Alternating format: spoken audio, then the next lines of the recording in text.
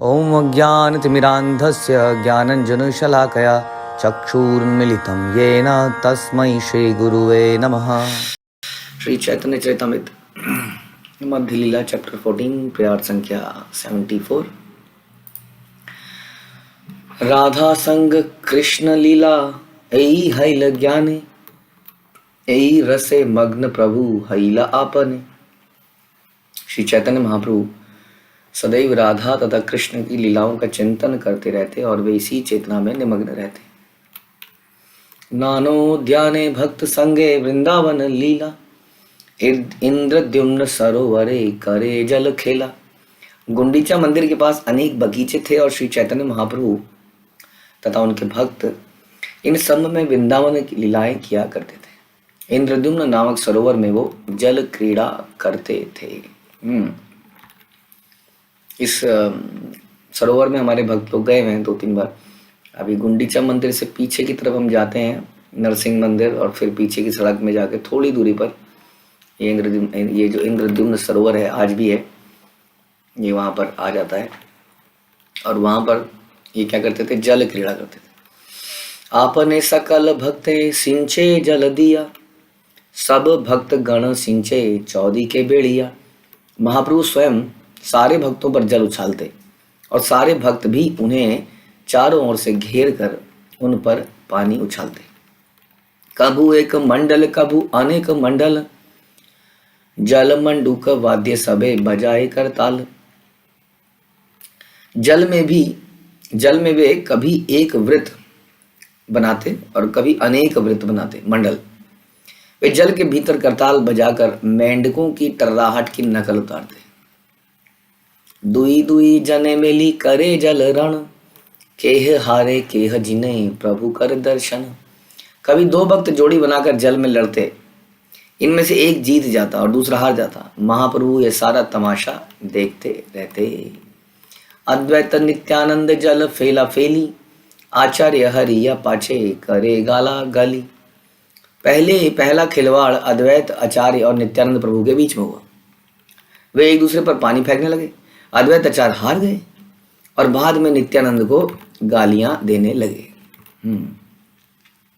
विद्यानिधि जल केली स्वरूपे रसने गुप्त दत्ते जल केली करे दुई जने। स्वरूप दामोदर तथा विद्यानिधि भी एक दूसरे पर पानी फेंकने लगे। सोचिए कैसे कैसे लोग खेल रहे हैं। मुरारी गुप्त तथा वासुदेव दत्त ने भी इसी तरह खिलवाड़ किया। श्रीवास सहित जल खेले गदाधर राघव पंडित सने खेले वक्रेश्वर। श्रीवास ठाकुर और गदाधर पंडित के बीच जल क्रीड़ा हुई तथा राघव पंडित और वक्रेश्वर पंडित के बीच भी ऐसी ही क्रीड़ा हुई। वे एक दूसरे पर जल में पेल फेंकने में व्यस्त हो गए। तो ये इस प्रकार से ही हमने देखा कि वृंदावन की लीलाओं को करते थे। ये उन्नत भक्त थे, हम इनकी नकल तो नहीं उतार सकते हैं, लेकिन ये लोग जिस प्रकार कृष्ण गोपियों के साथ खेलते थे, पानी एक दूसरे पे डालना, खिलवाड़, इस तरह का ये खिलवाड़ यहाँ पर कर रहे थे और अत्यधिक आनंद उठा रहे थे सब लोग। सार्वभौम संगे खेले रामानंद राय गंभीर या केला दोहार खेला शिशु प्राय। सार्वभौम भट्टाचार्य रामानंद राय के साथ जल क्रीड़ा करने लगे। वे दोनों अपनी गंभीरता को त्याग कर बच्चों जैसे बन गए। आपने देखा होगा एक वीडियो है आई थिंक शिला प्रभुपाद की, जिसमें शिला प्रभुपाद के शिष्य भी ऐसी कर रहे हैं। हाँ, शिला प्रभुपाद बीच में और सब लोग उन पे पानी डाल रहे हैं इस प्रकार से। तो ऐसा प्रभुपाद ने भी अपने शिष्यों के साथ इस तरह किया और भक्त लोग काफ़ी इसमें आनंद लेते थे। क्यों, भक्तों के जो स्पोर्ट्स हैं वो वीडियो गेम नहीं है, मोबाइल गेम्स नहीं है, कार रेसिंग नहीं है, इवन जो मॉल्स के झूले हैं वो भी भक्तों के क्रीड़ा के चीज़ें नहीं हैं। भक्तों की क्रीड़ा में एक आता है स्विमिंग, जल से रिलेटेड, और एक आता है कुश्ती जैसी चीज़ें रिलेटेड। ऐसे खेल जो हैं, ऐसे कई खेल जैसे हम देखते हैं कृष्ण लीला में भगवान खेलते थे बच्चों के साथ, तो ऐसे खेल जो है भक्त लोग खेलते हैं। ये जो आजकल के गेम है ये किसी भी तरीके से मानसिक और शारीरिक दोनों तरीके से बेकार है। ये आपको थका और देते हैं। जनरली आदमी खेल के रिफ्रेश हो जाता है। आजकल बच्चों की जब पढ़ाई का ब्रेक आता है तो उतनी देर में वो कहते हैं चलो थोड़ी देर मोबाइल में कुछ कर लो। और हम लोग अक्सर जब आज से कई साल पहले लेक्चर लिया करते थे, 10 साल पहले, मोबाइल तो तब भी था लेकिन तब हम ये लेक्चर बोलते थे कि हमारे घर में, हर घर में एक असुर है, उसके बड़े बड़े सींग हैं, वो सींग हर घर के ऊपर देखे जा सकते हैं, और वो सींग है हमारा एंटीना, डिश टीवी, उसके नीचे ये राक्षस रहता है, टीवी नाम का राक्षस। लेकिन अब ये लेक्चरों को बदलना पड़ेगा सारे लेक्चर, क्योंकि अब ये जो राक्षस है हर किसी की पॉकेट में आ गया है, हर किसी की हथेली में आ गया है, मोबाइल बन के। और अक्सर हम लोग बिज़ी होते हैं, तो क्योंकि हम बहुत बहुत बिज़ी हो गए एक्चुअली में, धन कमाने में, घर के काम करने में, तो बच्चों को संभालने का समय नहीं है, तो मोबाइल बड़ा इजीली बच्चों को दे दिया जाता है और उसमें बहुत देर तक बिजी रहता है, कंफ्यूज हो जाता है। ऑलरेडी कंफ्यूज दुनिया में, ऑलरेडी वो कंफ्यूज है कि मैं एक बालक हूँ, मेरे मम्मी है, ये मेरे पापा हैं, यही मेरी दुनिया है। बच्चा तो ऐसे ही सोचता है। उसके बाद मोबाइल के अंदर पता नहीं कैसे कैसे कैरेक्टर देख के वो सोचता है ये दुनिया, ये भी एक दुनिया है इस डब्बे के अंदर। It's like a gate to heaven. ये गेट है छोटा सा मोबाइल, इसमें अंदर जाएंगे तो एक दुनिया है जिसमें मिकी माउस है, जिसमें डोनाल्ड डक है, ये भी एक दुनिया है। तो एकदम से इल्यूजन के अंदर इल्यूजन, उससे आंखें खराब होती हैं, शरीर थक जाता है वास्तव में, और बच्चे रिफ्रेश नहीं होते हैं। हम अपने ज़माने में जब पढ़ते थे तो थोड़ा सा कुछ छत के ऊपर कई बार अपने आप फुटबॉल खेल लेते थे या कुछ कुछ ऐसी चीज़ें करा करते थे, तो थोड़ा सा रिफ्रेश हो जाते थे। आजकल ब्रेक मतलब है टीवी, मोबाइल, और इससे शरीर तो खराब हो ही रहा है, मानसिकता बहुत तेजी से खराब हो रही है, जिसका हम पता भी नहीं चला सकते हैं। और जो समय हमें बिताना चाहिए एक दूसरे के साथ वो हम नहीं बिता रहे हैं, क्योंकि भागती हुई दुनिया में हर कोई कुछ अचीव करना चाह रहा है। मैं क्यों यहाँ पर समय बिताऊँ? मतलब बच्चों के साथ बैठना समय की बर्बादी समझा जाने लगा है। हर कोई कमाने का प्रयास कर रहा है, घर के सारे मेंबर सोच रहे हैं मैं भी कमा लूँ, मैं भी कमा लूँ, मैं भी कमा लूँ। और ध्यान रखिए, खासतौर पे बच्चों, हमारे वैष्णव के घर में जो बच्चे आते हैं वो तो वैष्णव ही हैं, आप जानते ही हैं। कोई बाई चांस कोई नहीं आता है। ऐसे माहौल में जब दिन रात हरि कीर्तन होता हो, कथाएं होती हो, यहाँ पे कोई बच्चा पैदा हो रहा है तो वो कोई विशेष भाग्य लेके आया है। ऐसे बच्चे को नेगलेक्ट कर देना और अपने कामों में लगे रहना इज़ नॉट गुड। तो इसलिए किस प्रकार से हम ये बता रहे थे कि वैष्णव के खेल की वस्तुएं क्या होती हैं। साथ में हमने एक ऐसा परिवार भी बनाने की कोशिश करी है जिसमें सब लोग साथ में हैं, कैसे साथ में खेला जाए, कैसे फिजिकल गेम्स करे जाएं, कुछ कुछ समय निकाल के कुछ लोग इनको खिला भी सकते हैं पार्क्स वगैरह में। थोड़ा एक्स्ट्रा पेन लेना पड़ता है, बस यही दिक्कत है। और हम लोग समय बचाना चाहते हैं हमेशा ही। समय बचा कर, ध्यान रखिए, समय को भगवान में लगाना भी तो था, खाली समय बचा कर सोना थोड़ी था। तो यदि आप समय बचा रहे हैं और बच्चों को खिला भी रहे हैं हमारे, तो ये भी भक्तिमय कार्य है। ये समय की बर्बादी कैसे हो सकती है? तो इस प्रकार से कुछ लोग आगे आ सकते हैं जिन पे कोई सेवा नहीं है, वो इस तरह से बच्चों को हर दिन कुछ दिन थोड़ा सा खिला सकते हैं, भगा सकते हैं किसी पार्क में इत्यादि में। और उसी भगाने में इतने कृष्ण भावनामृत क्रीड़ाएं बन चुकी हैं बहुत सारी, जो खेलेंगे भी और उनको कृष्ण भावनामृत भी जागृत होगी। तो ये रियल हमारे खेल हैं। तो ये सारे क्रीड़ा करने लगे और अपनी गंभीरता को त्याग दिया। तो जब आप बच्चों के साथ खेलेंगे तो क्या करना पड़ेगा? आप गंभीर बने नहीं रह सकते ना उस वक्त। बच्चों को कैसे आनंद आएगा यदि आप एकदम से मुंह लटका के गंभीर चेहरे से कहेंगे हाँ आप खेलो, हाँ आप खो खो खेलो। तो इसलिए यहाँ पर हम देख रहे हैं कि रामानंद राय जैसा व्यक्ति, सार्वभौम भट्टाचार्य जैसा व्यक्ति, हाँ बच्चों की तरह बन गए। महाप्रभु ता दोहार चांचल्या देखिया, गोपीनाथ चारे किछु कहे न हसिया। जब चैतन्य महाप्रभु ने सार्वभौम भट्टाचार्य तथा रामानंद राय की चंचलता देखी, हाँ तो वह हंसने लगे और गोपीनाथ आचार्य से बोले, क्योंकि ये दोनों बिल्कुल ही डिफरेंट पर्सनैलिटी है। सार्वभौम भट्टाचार्य जानते हैं इतना बड़ा ज्ञानी प्रकांड, कहाँ कैसा व्यक्ति थे वो एक ज़माने में। और रामानंद राय आप जानते हैं governor, such a senior position, retired governor. पंडित गंभीर दुहे प्रामाणिक जन, बाल चांचल्य करे करह वर्जन। भट्टाचार्य तथा रामानंद राय दोनों से कहो कि वे अपना बालकों जैसा खेल बंद कर दें, क्योंकि दोनों अत्यंत विद्वान, गंभीर तथा महापुरुष हैं। तो चैतन्य महाप्रभु ने कहा इनको बोलो बंद करो, क्या है ये? हाँ गोपियों की कथाओं बताने वाले रामानंद राय क्या कर रहे हैं? इनको बोलो बंद करें। गोपीनाथ कहे तुम्हारे कृपा महासिंधु, उच्छलित करे यबे तार एक बिंदु। गोपीनाथ आचार्य ने उत्तर दिया, मुझे लगता है कि आपकी महान कृपा रूपी सिंधु का एक बूंद उनके ऊपर उछल कर गिर गया है। गोपीनाथ आचार्य ने कहा नहीं ये कुछ गलत नहीं कर रहे हैं, ये तो उनके ऊपर तो आपकी कृपा पड़ चुकी है। हाँ जब तक हम अपने आप को कुछ विशेष व्यक्ति मानते हैं ना, तब तक हमारे अंदर ये उछलना कूदना चंचलता नहीं हो सकती। जैसे मैं बताता हूँ, प्रारंभ की अवस्था में जब हम इस्कॉन में आते हैं तो क्या आपसे दंडवत प्रणाम होता था? नहीं, बड़ी दिक्कत सी महसूस होती थी दंडवत करने में। ठीक है, नीचे हाथ लगा लो, वो सब पैर भी छू लो, वो भी ठीक है किसी के, लेकिन जमीन पे लेटना इज लाइक, मतलब लेट के तो आदमी जैसे एक डॉग लेट जाता है, देखा आपने कोई कुत्ता पाला है? घर में जब आप आते हो तो बड़े प्रेम से वो लेट जाता है और उल्टा हो जाता है, टांगे उल्टी, मतलब ऊपर को कर लेता है, इतना उसको प्रेम आता है।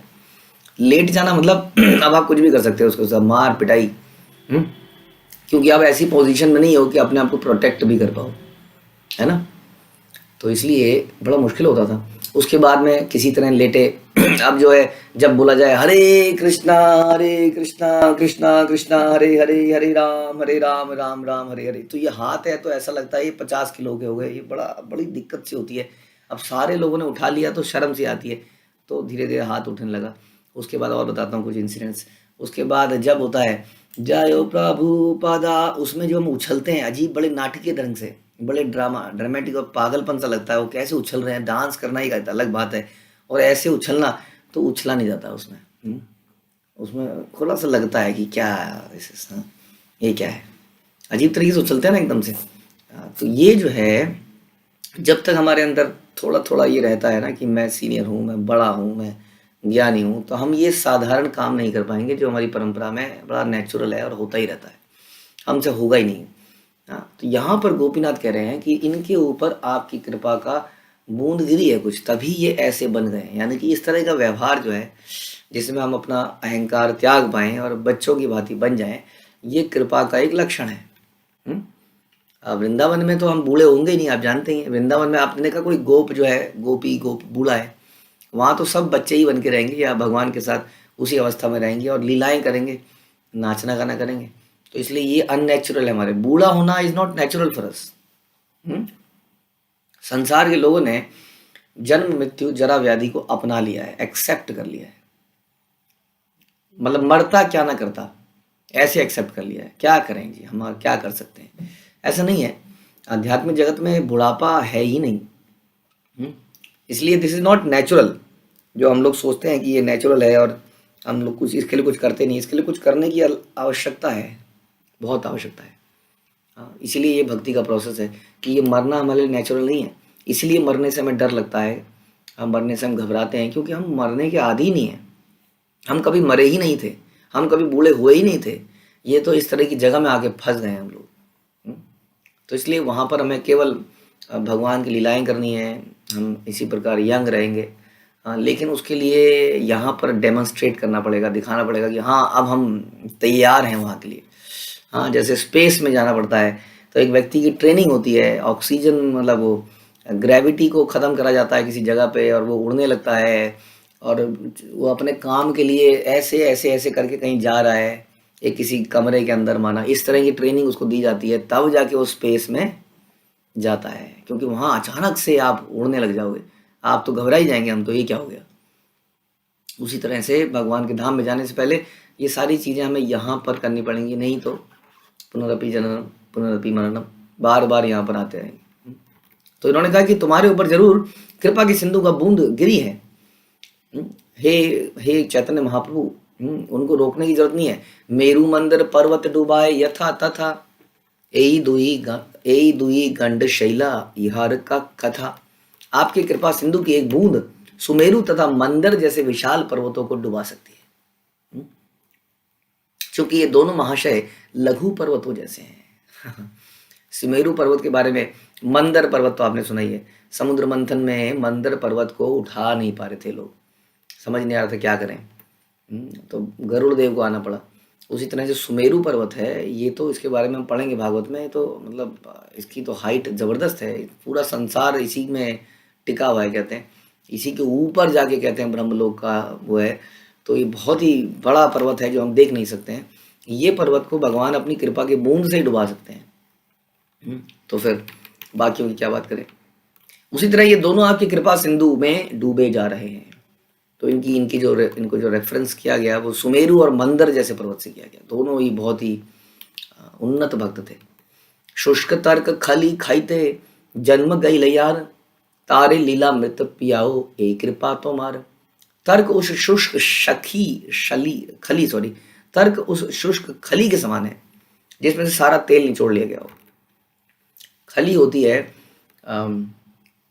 तेल निकाला जाता है सरसों में से कोलू के द्वारा या मशीन के द्वारा, तो उसमें जो रेमिनेंट्स बचते हैं उसका, उसकी एक टुकड़े टुकड़े से बन जाते हैं, छोटे छोटे से टुकड़े, उसमें भी तेल का कुछ अंश रह जाता है, तो वो गाय भैंसों को खिलाई जाती है, उससे उनका बड़ा पोषण होता है।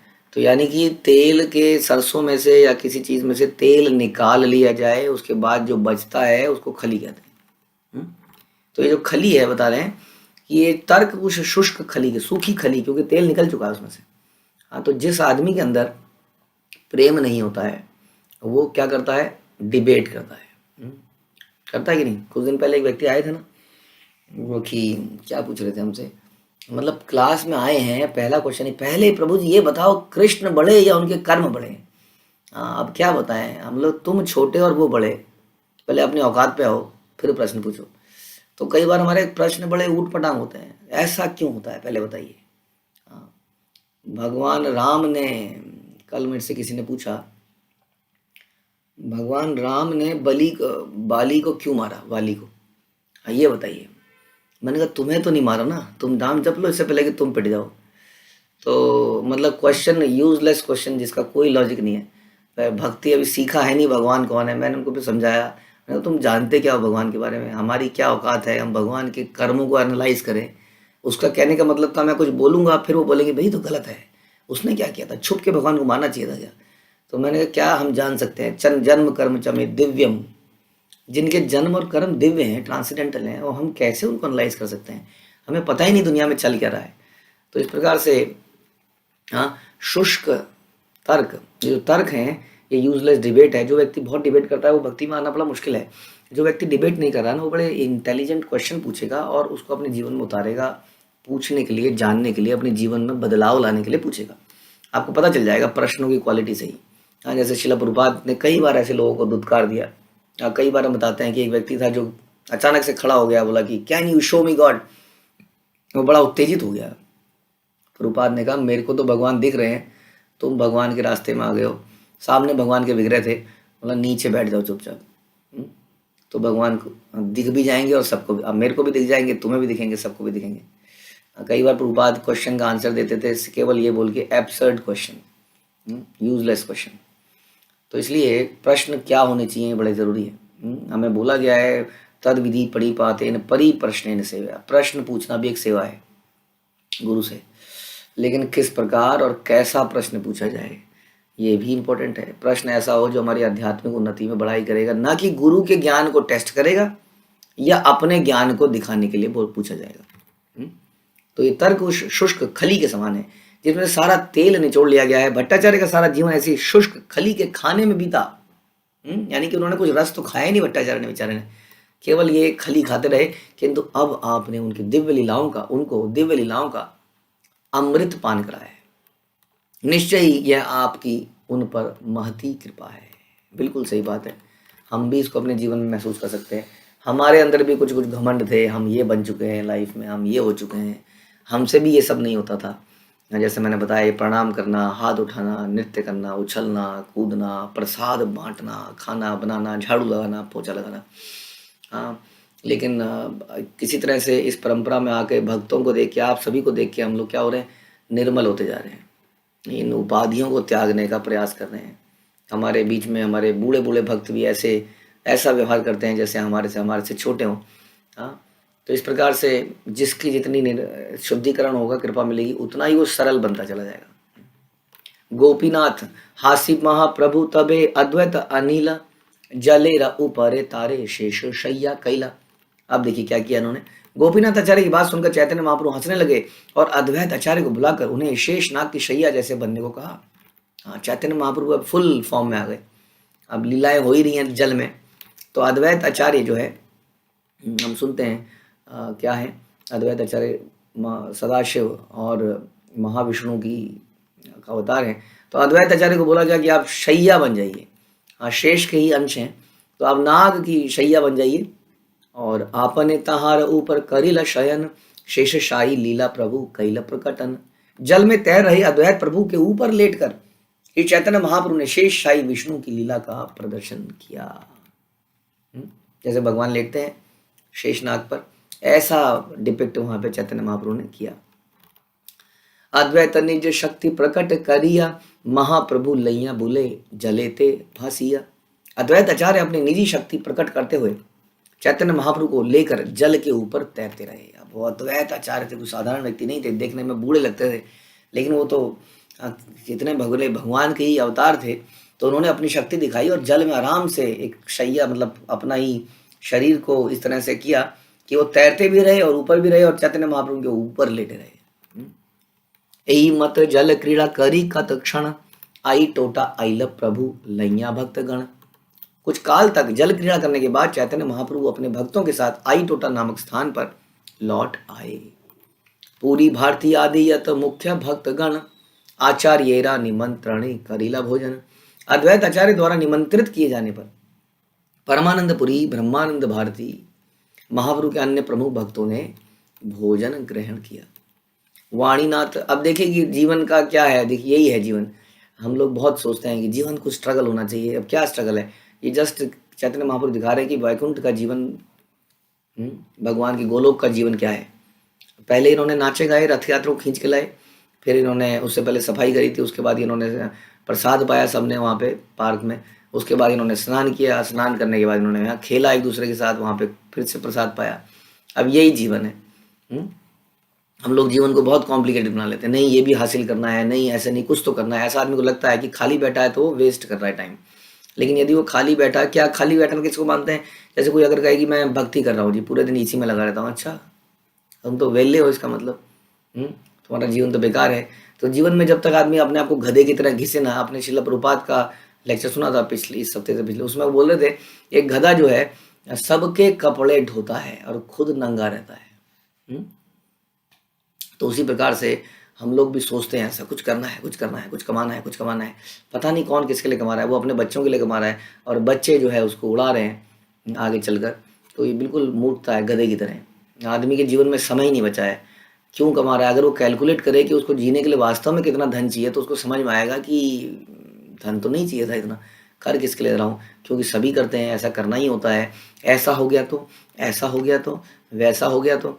अब ये बताइए कितने धन वाले लोग कोरोना में मर गए, कोरोना में क्या बचा पाए वो अपने आप को उस धन से? ऐसे ही जीवन में कब क्या हो जाता है अचानक से पता नहीं, बिल्कुल कई बार तो ऐसी मृत्यु होती है कि समझ नहीं आता है क्या हो गया किसी का। तो इसलिए हमारा धन क्या हमें बचा पाएगा, ऐसा हमें लगता है। वास्तव में अभी भी हम भगवान की कृपा से बचे हैं, बाद में भी उन्हीं की कृपा से बचेंगे। जीवन के लिए इसका मतलब यह है कि इससे पहले कि जीवन बीत जाए, हमने अनेक जीवन इन्हीं धन को कमाने में लगा दिया, अनेक जीवन। शिल प्रभुपाद कहते थे कम से कम एक जीवन तो कृष्ण को दे दो, ये वन लाइफ टाइम। तो इसलिए पूरा जीवन ऐसे ही निकल जाएगा इन्हीं कामों में, और हम बिजी बिजी बिजी बिजी भी कितने, जैसे कि मधुमक्खी इतनी बिजी होती है, वो मधु इकट्ठा करती है और उसको एक शिकारी आके या कोई दूसरा व्यक्ति आके मधु को, शहद को ले जाता है और वो फिर से बिजी हो जाती है। तो मधुमक्खी एक मेंटेलिटी दिखाती है मनुष्य की, हमारी, क्योंकि हमारी आदत भी इकट्ठा करने की होती है और अचानक से वो एक दिन चला जाता है और हमें ऐसा लगता है नहीं मेरे साथ ऐसा नहीं होगा। तो ये मूर्खता है, हम अपने जीवन को समाप्त कर रहे हैं, बर्बाद कर रहे हैं, बड़ी तेजी से हम मृत्यु की तरफ जा रहे हैं और हमारे पास टाइम की कमी है। लेकिन यहाँ पे भगवान और भगवान के भक्त केवल नाच रहे हैं, स्नान कर रहे हैं और फिर कीर्तन इत्यादि कर रहे हैं। जीवन बड़ा साधारण है। श्रील प्रभुपाद ने ऐसा दिखाया और न जाने कितने लोगों ने उनका अनुसरण किया। और श्रील प्रभुपाद का जीवन देखेंगे तो उन्हें प्रसाद की कभी कमी नहीं हुई, बल्कि उन्हें इतना प्रसाद मिलता था कि मना करना पड़ता था। जैसे चैतन्य महाप्रभु, प्रसाद बुलाने वाले इतने लोग थे लेकिन जा नहीं पा रहे थे सब घरों में। तो हमने सुना कैसे मल्टीपल लोगों ने एक साथ बुलाना शुरू किया। ऐसे ही बहुत सारी कहानियां सुनते हैं। मृगारी की कहानी सुनते हैं, आप कहेंगे वो तो प्रभुपाद थे। मृगारी तो प्रभुपाद नहीं थे। मृगारी तो एक तरह का दुष्ट व्यक्ति था जो कि जानवरों को मारता तक नहीं था, जानवरों को अधमरा छोड़ देता था। सोचिए कितना दुष्ट होगा व्यक्ति जो किसी को तड़पाए। जैसे कि माना, जैसे कि आपने देखा कई जगह क्या होता है, जैसे मुर्गा काटना, एक तो हो गया गला काट दिया मुर्गे, एक होता है यहाँ पर एक कट मार देता है यहाँ पे खट से, और धीरे धीरे खून बहता है और वो तड़प तड़प तड़प तड़प तड़प तड़प के मरता है बहुत देर में जाके। तो इस तरीके का व्यक्ति था वो। हाँ, ऐसे एक कट मारा, एक तीर मारा कहीं पर, उससे धीरे धीरे तड़प तड़प के, ऐसा व्यक्ति के ऊपर तो कृपा नहीं होनी चाहिए ना। लेकिन जब उसको बोला गया कि तुम्हें इन पापों की सजा मिलेगी, अब तुम्हें कुछ सुधरना है तो पहले तो अपना ये धनुष बाण तोड़ो, जहाँ पे हम इतने बिजी हैं उस कामों को छोड़ो। उसको तोड़ा, उसने माना, अब भगवान का नाम जपो। तो उस व्यक्ति ने धनुष को तोड़ दिया, कोने में बैठ के भगवान का नाम जपने लगा, जपने लगा, जपने लगा, जपने लगा। धीरे धीरे धीरे उसकी शुद्धता से आसपास के लोग आए, उन्होंने कहा ये व्यक्ति अच्छा है, उसको कुछ जाते जाते कुछ भोजन देने लगे। धीरे धीरे उसको इतना भोजन मिलने लगा कि वहाँ एक भंडार बन गया।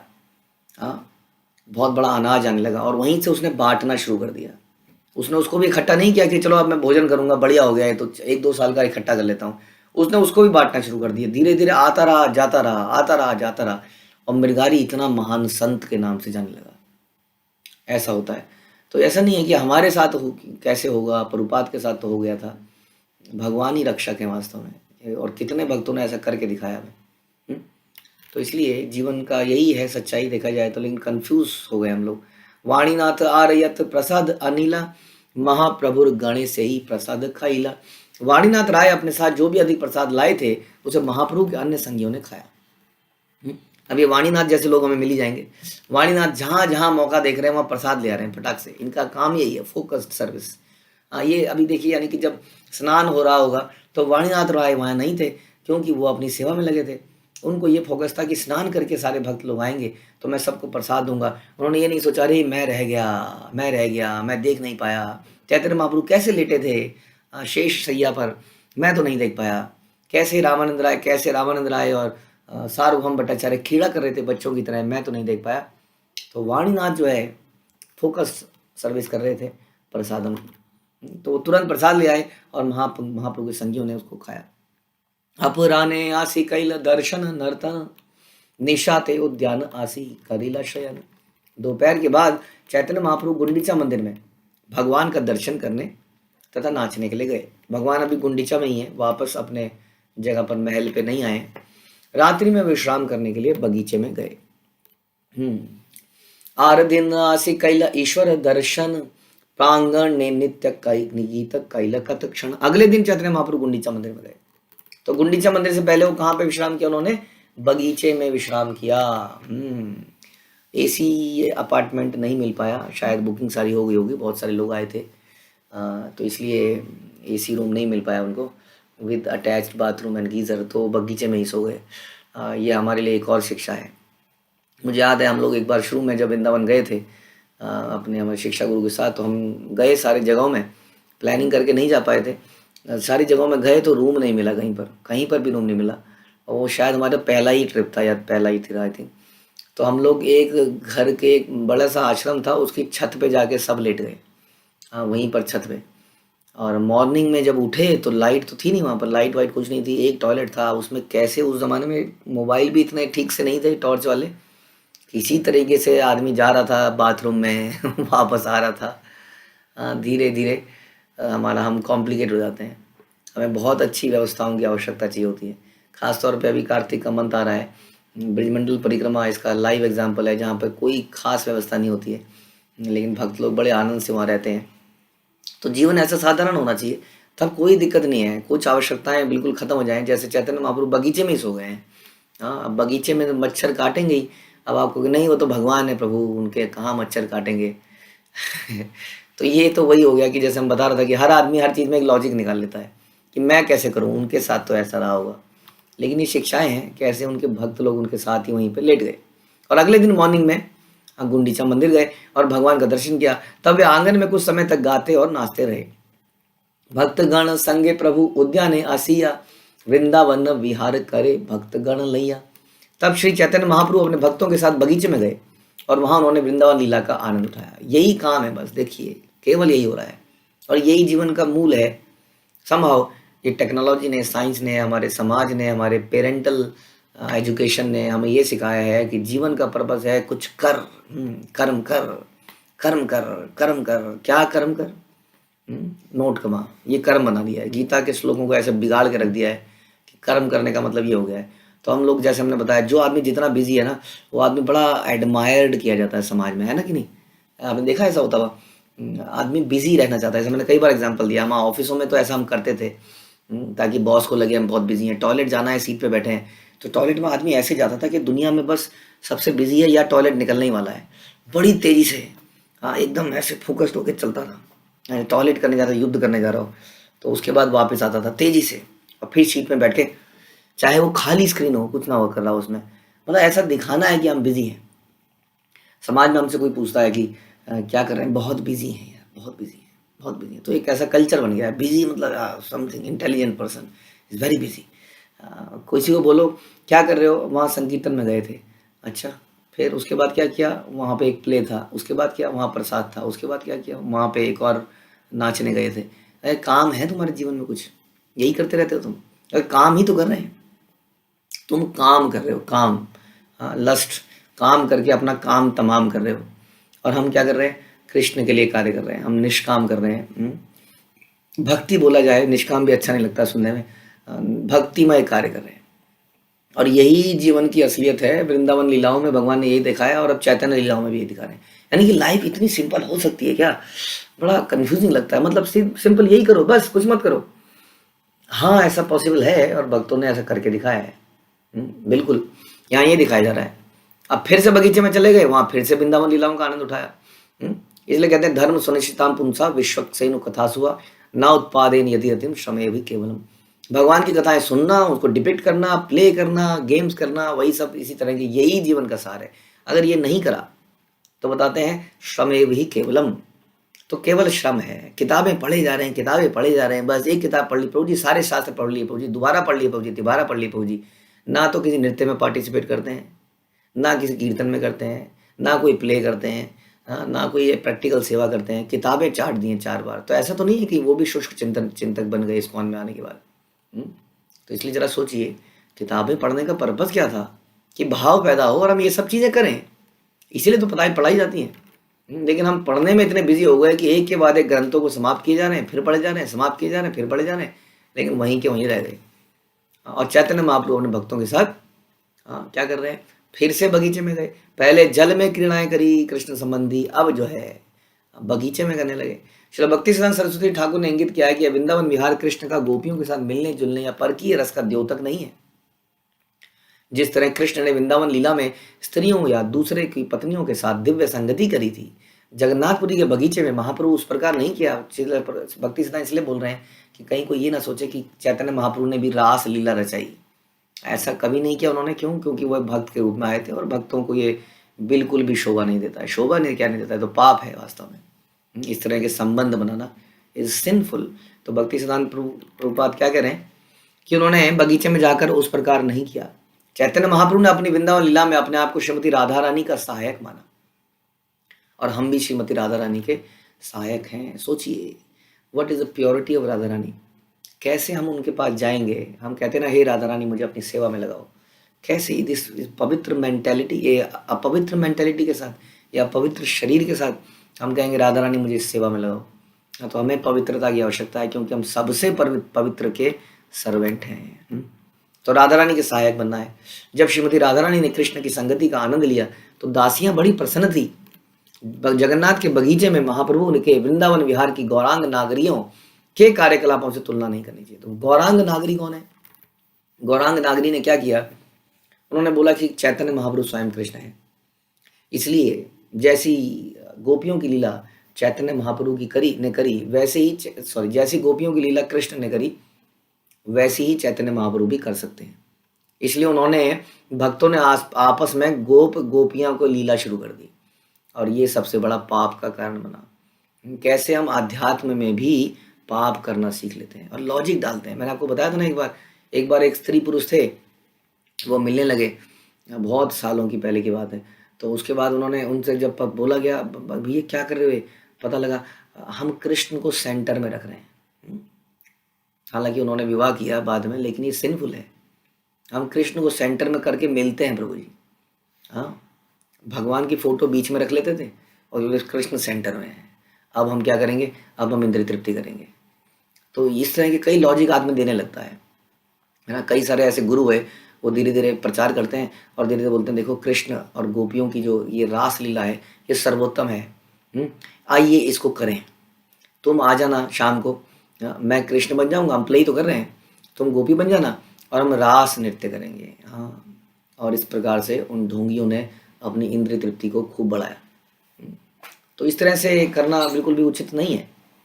यहाँ पर बता रहे हैं कि लोगों ने चैतन्य महाप्रभु को गोपी गोपी और मतलब रास लीलाओं में दिखाया, विच इज़ टोटली बिल्कुल रिजेक्टेबल है। क्यों? क्योंकि चैतन्य महाप्रभु ने कभी इस भाव को प्रकट नहीं होने दिया कि वो इस तरह का काम कर रहे हैं। क्यों? क्योंकि वो स्वयं कृष्ण तो हैं लेकिन भक्त के रूप में आए हुए हैं। तो इसलिए इसको नहीं करना चाहिए। यहाँ बता रहे हैं भक्ति सिद्धांत, वृक्षवल्ली प्रफुल्लित प्रभुर दर्शने भृंग पिक गाय बहे शीतल पवने। बगीचे में नाना प्रकार के वृक्ष तथा लताएं थे और वे सभी श्री चैतन्य महाप्रभु को देखकर अत्यंत प्रफुल्लित थे। पक्षी चहचहा रहे थे, भौरे गुनगुना रहे थे और शीतल पवन बह रही थी। लेकिन इसके लिए तो कभी कभी जाना पड़ेगा बगीचों में, वहाँ पे सुनना पड़ेगा भौरों की आवाज़। और उससे हमें वही याद आना चाहिए जो कृष्ण के साथ हुआ। जैसा हमने सुना था भंवर गीत, किस प्रकार से राधा रानी भंवरे को डांट रही है कि तुम कृष्ण के ही दूत हो, मैं तुम्हें पहचानती हूँ। भक्तों को हर चीज में कृष्ण की कोई लीला याद आती है। प्रति वृक्ष तले प्रभु करे न नर्तन, वासुदेव दत्त मात्र करे न गायन। चूंकि महाप्रभु हर वृक्ष के नीचे नाच रहे थे, इसलिए वासुदेव को अकेले गाना पड़ा। एक एक वृक्ष तले एक एक गान गाए, परम आवेश एका नाचाय गौर राय। जब वासुदेव दत्त हर वृक्ष के नीचे पृथक पृथक गाना गा रहे थे तो चैतन्य महाप्रभु बड़े ही भाववेश में अकेले नाच रहे थे। तबे वक्रेश्वरे प्रभु कहिला नाचिते, वक्रेश्वरे नाचे प्रभु लागी लगाई थे। तभी क्या हुआ, चैतन्य महाप्रभु ने वक्रेश्वर पंडित को नाचने के लिए कहा। अब तो आप पहचान गए होंगे, he is the most expert dancer, Vakreshwar Pandit. तो इनको बोला कि आप जरा नाचिए और मैं गाता हूँ। अब वो नाचने लगे और महाप्रभु गाने लगे। जिस प्रकार से आप लोग भी कर सकते हैं, अपने घरों में आप लोग आरती करें और आप लोग बोलें कि आज जो है, अगर आप 3 मेंबर हैं तो 3 मेंबर हैं तो ऐसा कर ही सकते हैं कि आप आरती करोगे, बेटे तू आरती करेगा और जो मम्मी गाएंगी और मैं नाचूंगा। अब नाच पाएंगे आप अपने बेटे के आगे? देखिए, अगर आपका शुष्क चिंतन चला गया है तो आप नाच पाएंगे। अगर थोड़ा है नहीं है बेटे के आगे मैं नाचता अच्छा लगूंगा, ऐसे ऐसे करता, तो वो इसको करने का प्रयास कीजिए। फिर अगले दिन क्या होगा? फिर अगले दिन आप बोलेंगे बेटे आप तेरे को नाचना है, मैं आरती करूंगा, मैं गाऊंगा, मम्मी आरती करेगी। अगले दिन क्या होगा? अगले दिन मम्मी नाचेगी, मैं गाऊंगा और तुम ये करोगे। इस प्रकार से आप परिवर्तन कर सकते हैं। अगर 2 ही मेंबर हैं तो एक गाइए और एक आरती कीजिए। इस प्रकार से बदल बदल के प्रभु संगे स्वरूपादि कीर्तनिया गाए, दिक्वदि नाही ज्ञान प्रेम रवन्याय। तब स्वरूप दामोदर तथा अन्य कीर्तनिया भी श्री चैतन्य महाप्रभु के साथ साथ गाने लगे। प्रेम विभोर होने के कारण उन्हें समय तथा परिस्थिति का ध्यान ही नहीं रहा। और यही है फैमिली की बॉन्डिंग। फैमिली की बॉन्डिंग क्यों नहीं हो रही आज की डेट में? बहुत ही घटिया समाज हो गया है जिसमें कि फैमिली बॉन्डिंग का मतलब है जाएंगे किसी रेस्टोरेंट में खाएंगे। हाँ, पहली बात तो ये कि जब आदमी खुद बनाता है ना किसी के लिए तो उसमें प्रेम बढ़ता है और फिर वो एक व्यक्ति परोसता है। माना पत्नी ने बनाया और उसके पति ने परोसा और सब ने, बच्चे ने भी कुछ हेल्प करी, सब बैठे, सब ने प्रसाद पाया, पाते पाते कुछ कृष्ण की चर्चाएं करी। आज प्रभु जी ने क्या बताया था लेक्चर में, चैतन्य चरितामृत में, तुम बताओ। खाते खाते सुन रहे हैं और हास परिवास हो रहा है और बड़ा आनंद के साथ ये होता है। इससे होती थी फैमिली की बॉन्डिंग। अब कुछ नहीं है। अब अगर हम बैठते भी हैं तो आई थिंक एक व्यक्ति अपना मोबाइल देख रहा होता है, एक व्यक्ति अपना मोबाइल देख रहा होता है, एक अपना देख रहा है। ऐसा होता है कि नहीं? सोचिए। और किसी पे एक तो समय भी नहीं है। अब जो है ना, जब हम थोड़ा सा इनफॉर्मल समय एक साथ बिताते हैं तो उससे फैमिली की बॉन्डिंग बनती है। जैसे हम यात्राएं करते हैं, अब यात्राओं में हम साथ में रहते हैं, खाते हैं, पीते हैं, चलते हैं। 3-4 दिन की यात्रा में रहने के बाद ऐसा लगता है कि आप दूर ना जाएं भक्तों से, मर जाएं लेकिन जाए ना। ऐसे फीलिंग आई होगी आप लोगों को जब हम जाते हैं अक्सर। 1 दिन की यात्रा में तो ये फीलिंग नहीं आ पाती है, गए और आ गए। जब हम सोते हैं, उठते हैं, खाते हैं, पीते हैं और 3-4 दिन बाद जब वापस आ रहे होते हैं तब फीलिंग आती है कि ओहो ये क्या हो रहा है, क्यों ऐसा हो रहा है। तो इससे डेवलपमेंट, ऐसे बॉन्डिंग बनती है, रिलेशनशिप बनते हैं नाचने से, गाने से, खाने से। तो इसलिए हर परिवार में मैं आप लोगों को अपील करता हूँ कि ये होना चाहिए। इतना सोफिस्टिकेटेड नहीं बनाया हमें, हमारी ग्रंथ कुछ और ही कह रहे हैं। परिवार में यदि आपने साथ में ये सब नहीं किया तो आज मैं आपसे रिक्वेस्ट करता हूँ कि आप लोग दरवाज़ा बंद कर लीजिए, नो प्रॉब्लम, कोई देखेगा तो आपको शर्म आएगी। दरवाज़ा बंद के करके पूरे फैमिली मेंबर कीर्तन चला के नाचिए। तो आप लोगों से अनुरोध है कि आप मुझे मैसेज भेजना, हाँ, कि हमने ऐसा किया, ग्रुप में मैसेज भेजना। जो फोटो भेज सकता है फोटो भी भेज सकता है, जो अपने स्पिरिचुअल फ्रेंड को बताना, प्रभु जी आपको बताने में शर्म आएगी तो वो अपने आध्यात्मिक मित्र को बताए, प्रभु जी हमने बंद किया और आधा घंटा खूब नाचे परिवार के सारे लोग। तो यदि आप परिवार में अपना रिश्ता बनाना चाहते हैं तो भगवान के लिए एक साथ नाचिए, गाइए। और कहेंगे प्रभु जी मैं तो बैचलर हूँ, तो 2-3 बैचलर एक साथ मिलके कर लीजिए। या जिसका जिसके साथ भी जोड़ी बन रही है, समहाउ कोई जोड़ी बना के कुछ नाचिए, गाइए और इसको करिए। इससे देखेंगे आपको क्या दिव्य आनंद महसूस होता है, और फिर इसको रेगुलरली करने का प्रयास कीजिए। ठीक है। एई मत कत क्षण करी वन लीला, नरेंद्र सरोवर केला करी त जल खेला। कुछ समय तक इस तरह उद्यान लीला करने के बाद वे सभी नरेंद्र सरोवर में स्नान करने गए। अब लेगी जी एक सरोवर में पूरा दिन ऐसे ही बीत रहा है। हाँ, अब एक सरोवर, लेकिन देखिए इसको इसको इंद्रिय तृप्ति नहीं कह सकते हम, आर्टिफिशियली इसको करेंगे। इसके लिए ऐसा भाव भी होना चाहिए, अरे तो बहुत बढ़िया जिंदगी है प्रभु जी, इसका मतलब हम एक वाटर पार्क में जाएंगे, कुछ डिनर करेंगे करेंगे, कुछ लंच करेंगे, फिर दूसरे वाटर पार्क में जाएंगे, ये मतलब नहीं है इसका। यहाँ पर भी जब वो क्रीड़ाएं कर रहे हैं तो भी कृष्ण ध्यान में है, केंद्र में है, और उससे संबंधित ही चीजें वास्तव में कर रहे हैं।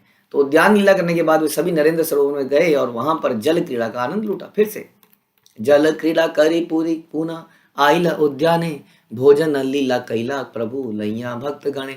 जल क्रीड़ा करने के बाद चैतन्य महाप्रभु पुनः बगीचे में लौट आए और वहां भक्तों के साथ प्रसाद ग्रहण किया। फिर से प्रसाद ग्रहण किया और प्रसाद, भूख भी लग जा रही है, सोचो, क्योंकि नाच रहे हैं, गा रहे हैं, जल में जा रहे हैं तो भूख लग जा रही है बार बार। आजकल की समस्या तो एक बहुत बड़ी समस्या ये हो गई है कि भूख ही नहीं लगती है। पैसा तो कमा लिया है लेकिन भूख लगने के लिए गोलियां खानी पड़ रही हैं, उसको हजम करने के लिए गोलियां खानी पड़ रही है। नवदिन गुंडी चाहते रहे जगन्नाथ, महाप्रभु ऐसे लीला करे भक्त साथ। भगवान श्री जगन्नाथ देव 9 दिनों तक गुंडीचा मंदिर में निवास करते रहे। इस बीच श्री चैतन्य महाप्रभु भी वहीं रुके रहे और अपने भक्तों के साथ लीलाएं करते रहे, जिसका वर्णन किया जा चुका है। जगन्नाथ वल्लभ नाम बड़ पुष्पा, ओ सॉरी मैं देख नहीं पाया, टाइम बढ़ गया। ओके, हरे कृष्णा। आप सभी का बहुत धन्यवाद। श्री चैतन्य चरितमृत की जय, श्रील प्रभुपाद की जय।